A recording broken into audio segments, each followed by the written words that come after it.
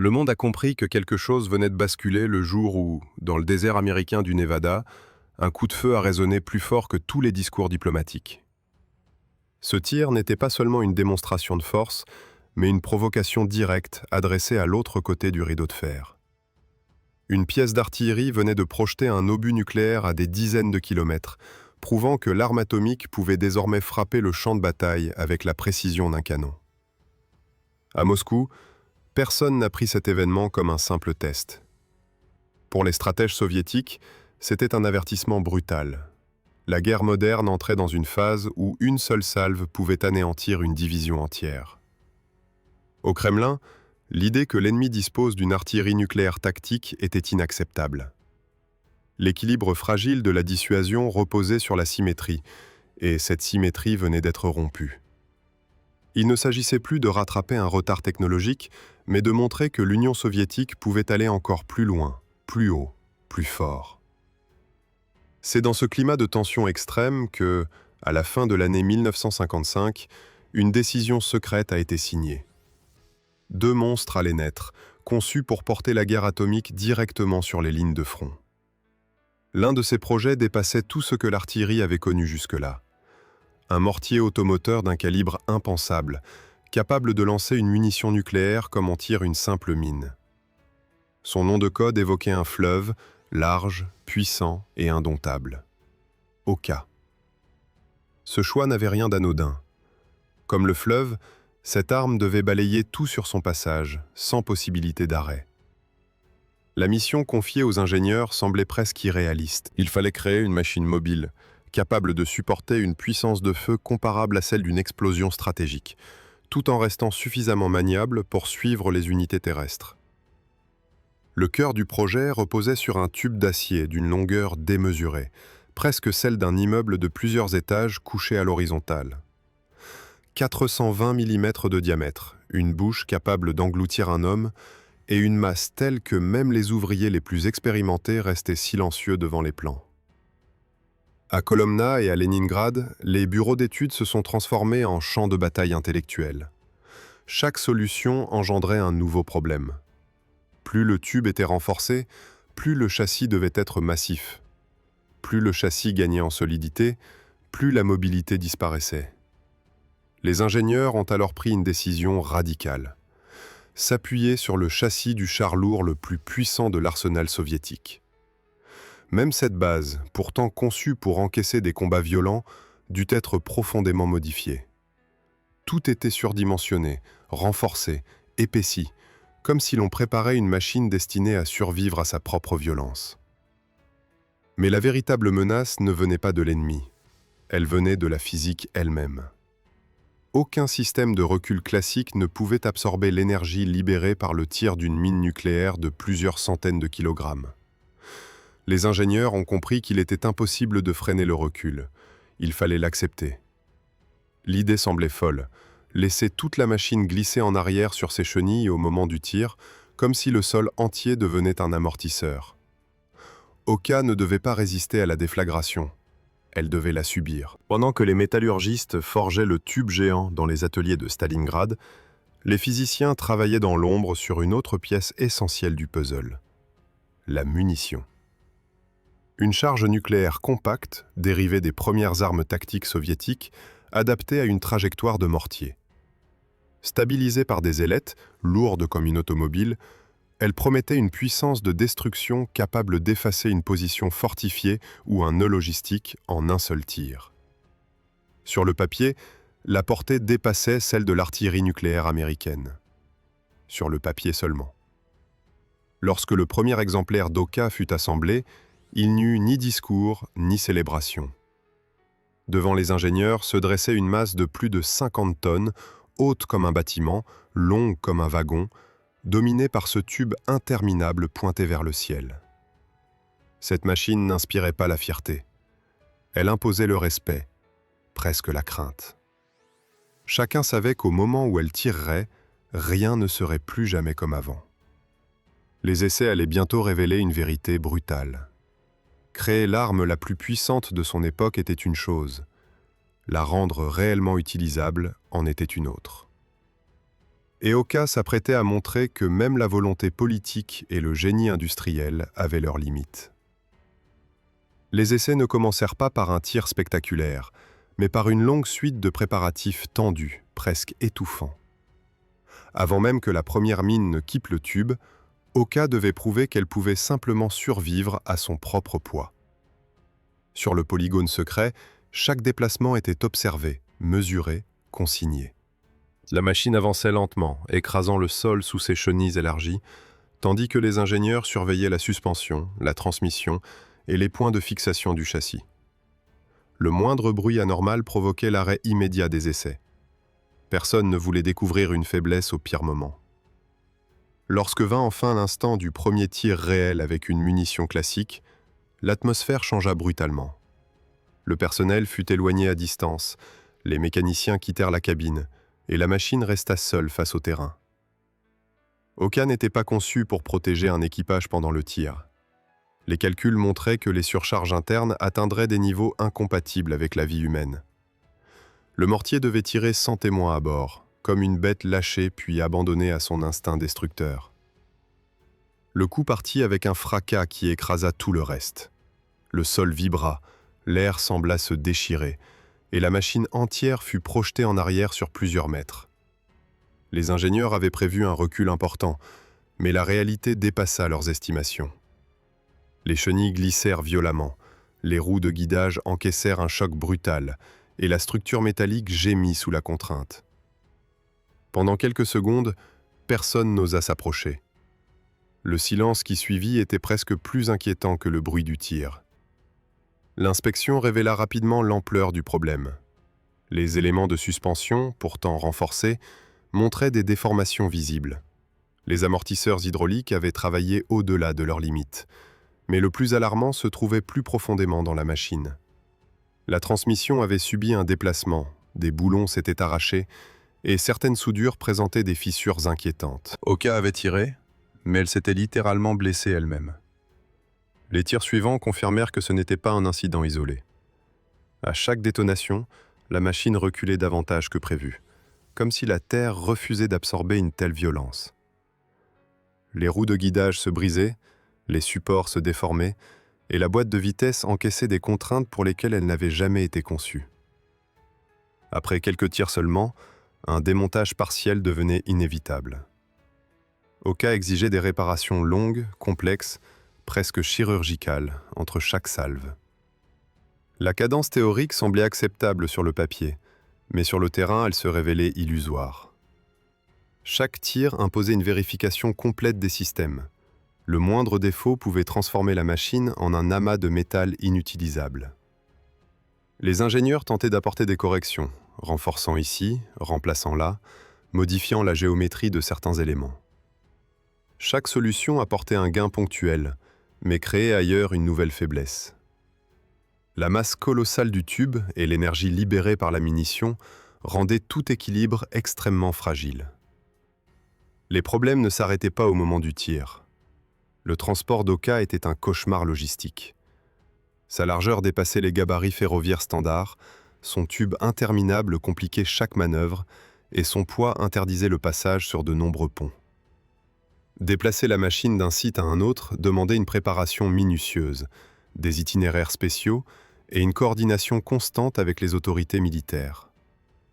Dans un conflit réel, une telle lenteur aurait été un handicap majeur.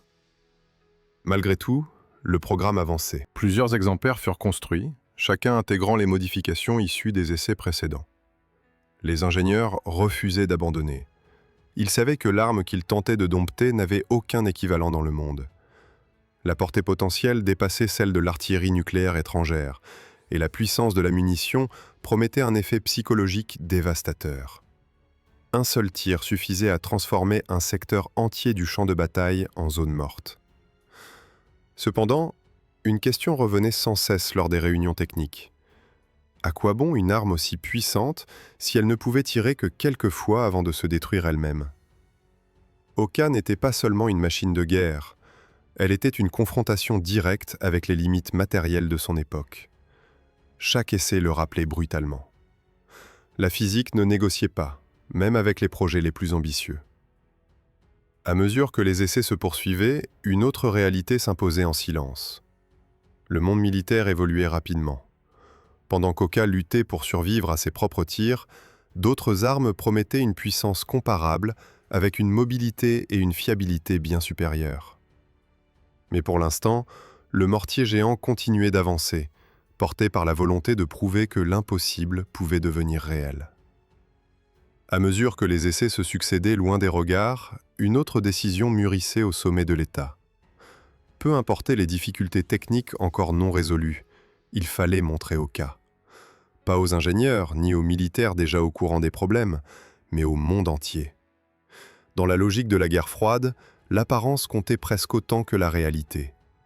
Une arme qui impressionnait pouvait parfois valoir des dizaines de divisions bien équipées. Oka devint alors un instrument politique avant même d'être une arme pleinement opérationnelle. Lorsque Moscou se prépara aux grandes célébrations militaires de la fin des années 50, la liste du matériel à présenter fut examinée avec une attention particulière. Les chars modernes et les lanceurs de roquettes ne suffisaient plus. Il fallait quelque chose qui coupe le souffle, quelque chose qui force les observateurs étrangers à se poser une seule question. Jusqu'où l'Union soviétique était-elle prête à aller? Oka fut sélectionné malgré les réserves émises par plusieurs ingénieurs. La machine n'était pas fiable pour un combat réel, mais pour un défilé, elle pouvait encore tenir. Le jour venu, la gigantesque silhouette apparut lentement sur les pavés de la place rouge. Son tube démesuré, incliné vers le ciel, dominait tout ce qui l'entourait. Même les chars lourds semblaient presque modestes à côté de cette masse d'acier. Dans les tribunes, le silence s'installa brièvement avant de céder la place à un murmure incrédule. Les diplomates, les attachés militaires et les journalistes occidentaux prenaient frénétiquement des notes, tentaient d'estimer les dimensions, d'imaginer la puissance de feu réelle de cet engin hors norme. Pour beaucoup d'observateurs étrangers, la première réaction fit le scepticisme. Une telle arme semblait défier toute logique mécanique. Certains parlèrent immédiatement de mise en scène, de simples maquettes conçues pour intimider. D'autres, plus prudents, envisagèrent la possibilité que la machine fût réelle, mais inutilisable en conditions de combat. Ce doute, paradoxalement, jouait en faveur de Moscou. Tant que personne ne savait exactement de quoi Oka était capable, elle restait une menace potentielle. Derrière cette façade triomphale, les essais continuaient sans relâche. Chaque nouvelle série de tirs révélait des défauts différents. Les ingénieurs tentaient de redistribuer les charges, de renforcer certains points critiques, d'améliorer la tenue de la structure. Mais plus les modifications s'accumulaient, plus la machine gagnait en complexité. Oka devenait un assemblage fragile de compromis, où chaque amélioration locale risquait de déséquilibrer l'ensemble. La question de l'arme nucléaire, elle aussi, pesait lourdement sur le programme. Les munitions spéciales destinées aux mortiers étaient enfin prêtes, mais leur utilisation soulevait des problèmes tactiques redoutables. La portée minimale imposait des distances de sécurité considérables. Dans un conflit réel, cela signifiait que la machine devait être déployée loin de la ligne de front, protégée, coordonnée avec précision. Or, Oka était lente, difficile à déplacer et extrêmement visible. Chaque déplacement exposait la machine à une détection rapide par l'aviation ennemie. Malgré ces contraintes, l'état-major insistait pour poursuivre les démonstrations. Oka participa à d'autres parades, renforçant son image d'arme absolue. À chaque apparition publique, les analyses occidentales se multipliaient. Les services de renseignement tentaient d'évaluer le nombre d'exemplaires produits, leur niveau de préparation, leur rôle exact dans la doctrine soviétique. Peu imaginaient que ces défilés montraient en réalité l'intégralité de la flotte existante. Pendant ce temps, un changement subtil mais décisif se produisait dans la pensée stratégique.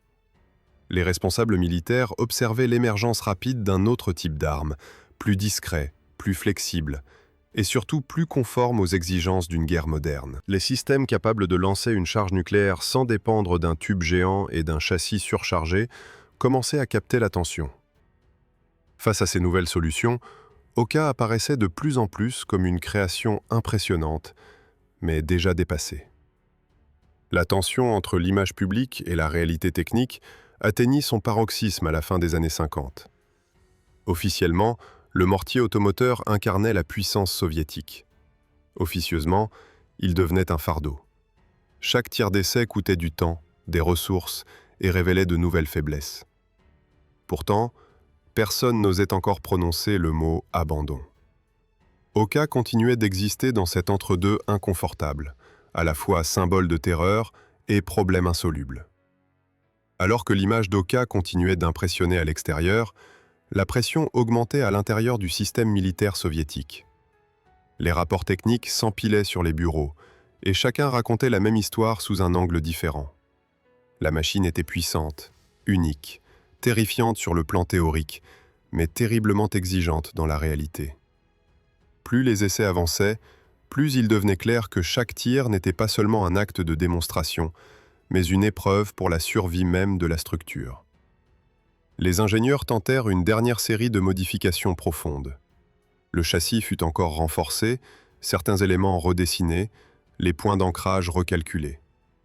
On expérimenta de nouveaux matériaux, plus résistants aux contraintes cycliques.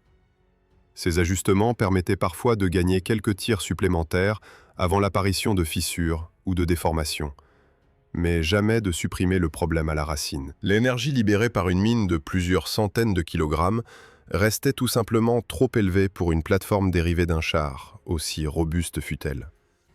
Sur le terrain, les militaires chargés d'évaluer l'utilisation opérationnelle dressaient un constat inquiétant. Le déploiement d'Oka demandait une préparation lourde, un terrain adapté et une protection importante. La machine ne pouvait pas tirer rapidement puis se déplacer aussitôt. Après chaque salve, elle devait être inspectée, parfois réparée, souvent immobilisée. Dans un conflit moderne, cette lenteur aurait transformé le mortier géant en cible prioritaire. La puissance de feu perdait alors son sens face à la vulnérabilité. Au même moment, une autre catégorie d'armes avançait à un rythme fulgurant.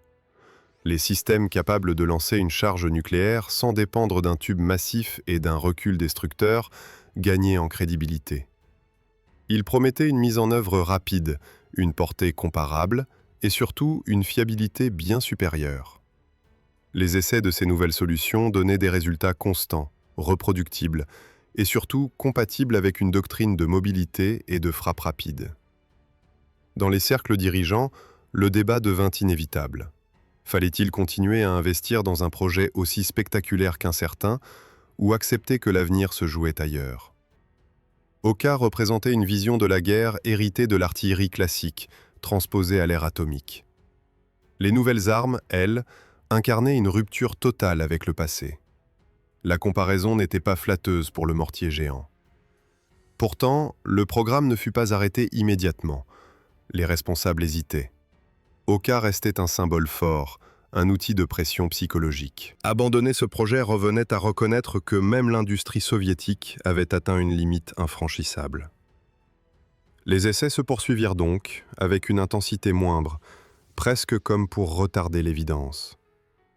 Chaque nouvelle tentative confirmait cependant la même conclusion. La machine fonctionnait, mais jamais durablement. La logistique devenait elle aussi un argument décisif. Transporter Oka sur de longues distances nécessitait des moyens considérables. Les routes devaient être adaptées, les itinéraires soigneusement choisis, les ponts évités.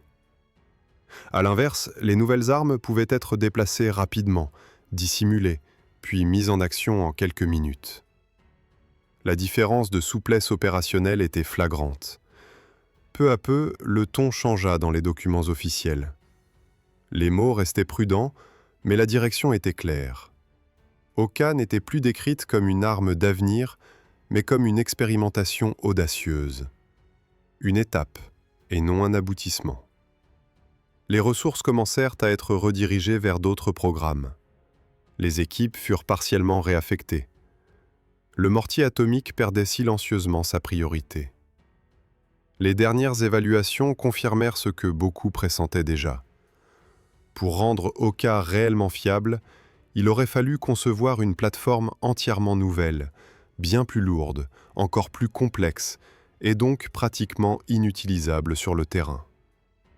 La logique militaire reprit le dessus.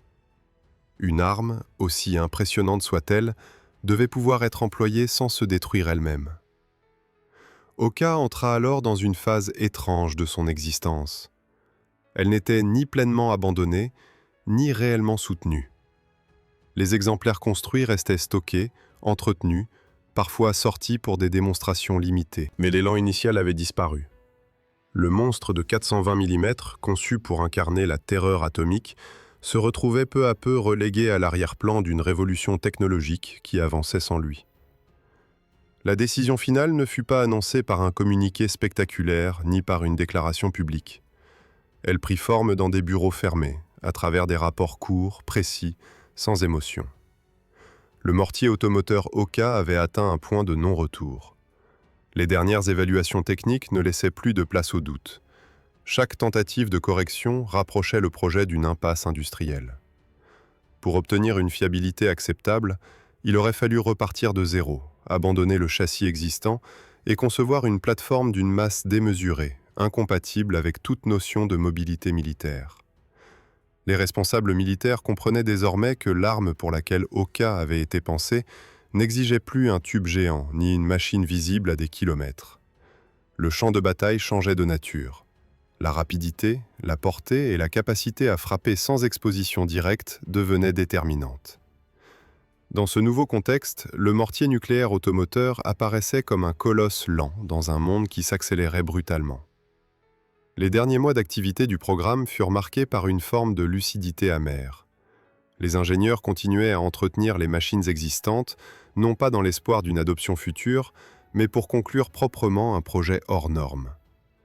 Les exemplaires construits n'étaient plus considérés comme des armes destinées au combat, mais comme des systèmes expérimentaux arrivés au terme de leur cycle.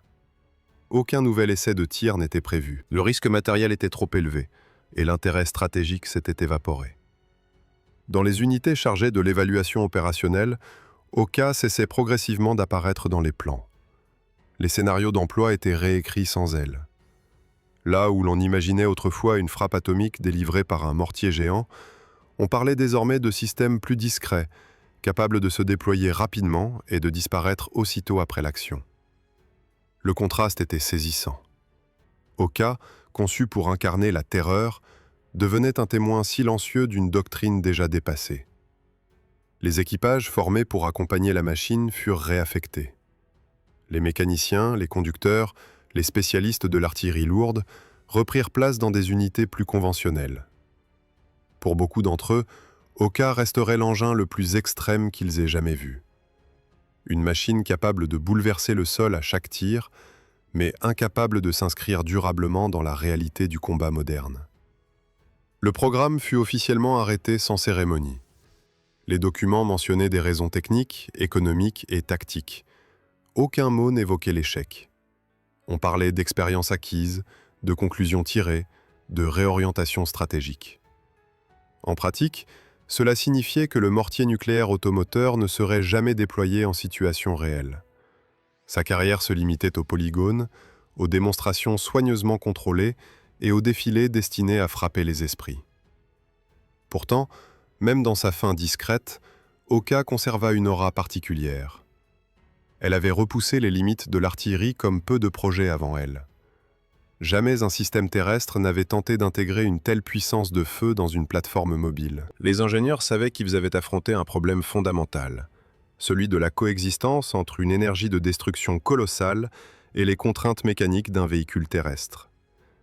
Le dernier acte de l'histoire d'Oka ne fut ni un tir, ni un défilé, mais un simple constat. La guerre nucléaire ne serait pas livrée par des monstres d'acier avançant lentement sur des chenilles, mais par des vecteurs capables de frapper loin, vite et sans avertissement visible. Le mortier de 420 mm appartenait déjà à une autre logique, à un instant précis de la guerre froide où tout semblait encore possible, même l'idée de lancer une arme atomique depuis un tube d'artillerie. Ainsi se termina la trajectoire d'Oka, non pas dans le fracas d'une explosion, mais dans le silence des décisions stratégiques. Une machine conçue pour terrifier, arrêtée avant d'avoir pu remplir son rôle ultime. Elle laissa derrière elle une certitude implacable. Certaines armes sont trop puissantes pour trouver leur place sur un champ de bataille réel. Si cette histoire t'a captivé, n'oublie pas de mettre un like, d'écrire ton avis ou tes questions dans les commentaires et de t'abonner à la chaîne pour découvrir d'autres récits intenses sur les armes les plus extrêmes jamais conçues.